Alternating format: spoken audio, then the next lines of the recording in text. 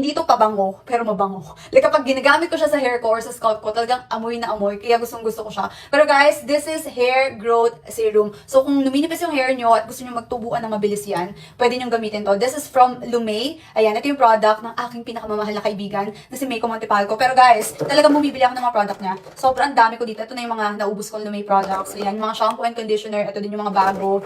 Ayan. Pero mas mag-focus tayo dito dahil sold out kasalukuyan. Ito mga shampoo and conditioner niya. This one kasi guys, itong serum na to, malaki yung may tutulong niya sa inyo kung manipis yung hair nyo, kung meron kayong hair fall, or meron kayong dandruff, kasi nga again, it has rosemary. And kahit na mag-research kayo, meron talagang study behind this, na yung rosemary talagang nakakatulong siya para sa hair growth nga. Kaya ang gagawin nyo, ayan, itong serum na to, spray nyo lang dito sa may scalp nyo, tapos ginagawa ko, minamassage ko siya in a circular motion.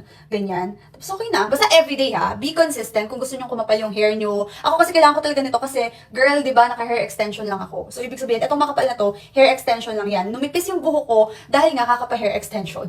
At saka sobrang iksi lang ng hair ko ngayon. So, gusto kong mas mapabilis yung tubo niya, mas mapabilis yung, yung paghaba ng buhok ko. Kaya talagang ginagamit ko na to. Again, this is Lumay. Yung packaging, Diyos ko. Sobrang love na love ko yung packaging ng Lumay. Napaka-social. Hindi lang siya effective, pwede mo pa siyang ipangregalo. May box to ha, na itapon ko na lang kasi sinimulan ko tong gamitin habang nasa Vietnam kami. And babalitaan ko kayo siguro mga after 1 month or 2 months, yun yung makatotohanan ng result kung kamusta ba to sa akin. Pero so far, gustong gusto ko, especially yung amoy niya, ang bango-bango.